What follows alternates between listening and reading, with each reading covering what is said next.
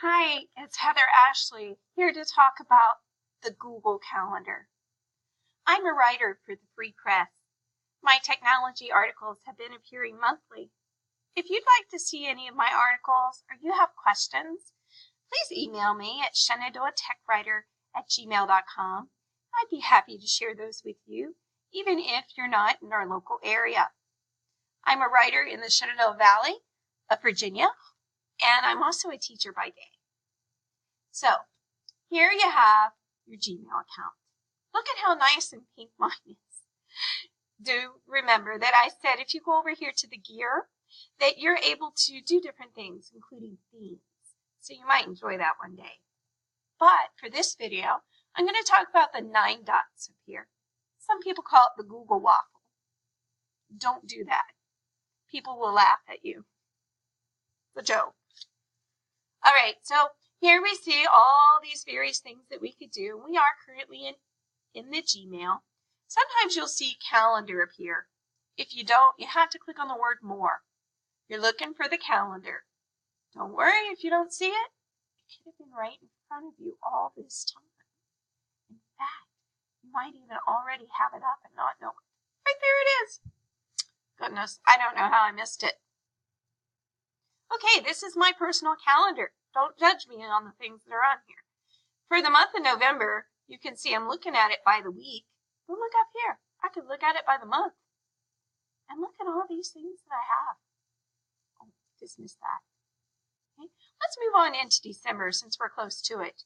And this is how December looks. This is just like any ordinary wall calendar. In fact, I could print this if I wanted to, but I'm not going to right now. Instead, I want to show you how to add date. So, I'm still in November. Let me make sure I'm on the correct month. And this Friday night is the parade, the community parade for Shenandoah County, or at least Woodstock. So, I'm going to put the Woodstock Christmas Parade. My husband tells me to be there by 5:45, but I'm not going to enter where. I'm not going to enter a description. I might go ahead up here and make sure I put 5:45. And then somewhere on here I can say all day, but I don't want it to be all day. So instead it's going to let me change the time. So let's put the time in here. You know, I'm really not trusting that time he told me. So I better make sure that I do 5 to 6. Okay, and then I can change the color if I want to. Let's make it green or red. And I can even notify myself by email ahead of time if I wanted to. That's a little odd. I don't think I need to go that far. And then if I could go down a little bit more on the page or go up top, I can hit save. And there it shows up, Woodstock Christmas Parade. Let's look at a few other things that are coming up for me. We have Communion Sunday coming up. Uh-oh, misspelled the word communion. Quickly fix that with the right mouse click. Okay. And that is a reoccurring event. And so it's asking me, do you want to make the name change to only this event or all events? All events. By reoccurring event, I mean when I clicked on it, I said all day and repeat. And I put how many times to do that. And actually, while I'm here, I'm going to keep on changing it because I don't see us changing Communion Sunday ever. Let's see. Yes, I want to create overlapping events. Sure, that's fine. All events. Okay, so apparently I've reached a limit there, so that may or may not have taken. But look over here. Here we have a town council meeting.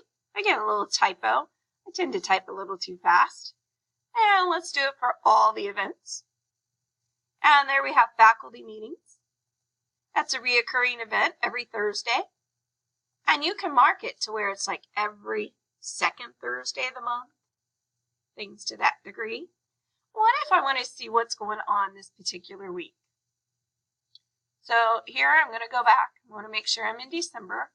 Let's say for next week, I want to know what's going on. Here's my weekly update, but look at the agenda. These are the things that I really like to print so I can see them.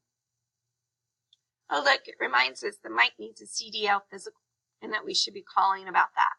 So I tend to put reminders in there for myself as well. Now, these aren't going to beat my phone. I'm sorry. I'm sure there's a way that you could get it to do that, but we're not going there. This is just keeping your calendar events handy. So what if I'm at the hairdresser next week and she wants to make appointments for me? I would go back to probably my monthly, looking at the calendar, and she'd ask me, are you available on January 15th? And I say, yes, I am. And so she'd say, okay, can you come in at 9? And so I would put hair appointment. And I also like to put the time up here just as a quick reference to me. Here you can see the way and make sure you take off the all day, and then you can put in the 9 o'clock. And then again, you can color it if you want and save it. And it popped up on the 15th as hair appointment. That's a lie. So I'm going to click on it and hit delete before I mess myself up. But you can see here we have some cool opportunities coming up. This is the way that Mike and I check our schedules. And then we don't have to talk about the little stuff in life. He already knows we're busy on January the 16th. We have business after hours. Actually, it's the chamber banquet. He already knows I'm busy the next day because I have a hair appointment after work. Okay? I know I'm busy on that Thursday. I have professional development till 4. Do you see how sometimes the time, because often you're doing it in a hurry, I just like to put the time up there in the details, in the title area. Okay? So if you want to share calendars with people, let's start to talk about this. Mike and I have tried to make individual calendars for different things. Doesn't work too smooth. I'd highly recommend one calendar. Everybody syncs to the same Google account, such as a household account. And then that is the calendar. See, if Mike puts something on here, it shows up and I see it. He could be typing right now and it would show up and I would see it within seconds. So I hope you might use this calendar feature. If you've gotten a phone and you've synced your phone, it especially is helpful when you get a brand new phone and you already have a Gmail account to put on. But I hope you might sync it. I hope you might try it. And there's all kinds of things that you can do, including print. And just let me know how you're loving the calendar or you're not loving it. But give it a try. Print this, put it on your refrigerator. See if you can go 50-50. Some things are in Google, some things you've written down. Thank you for watching. Thank you for being my audience, and have a great afternoon.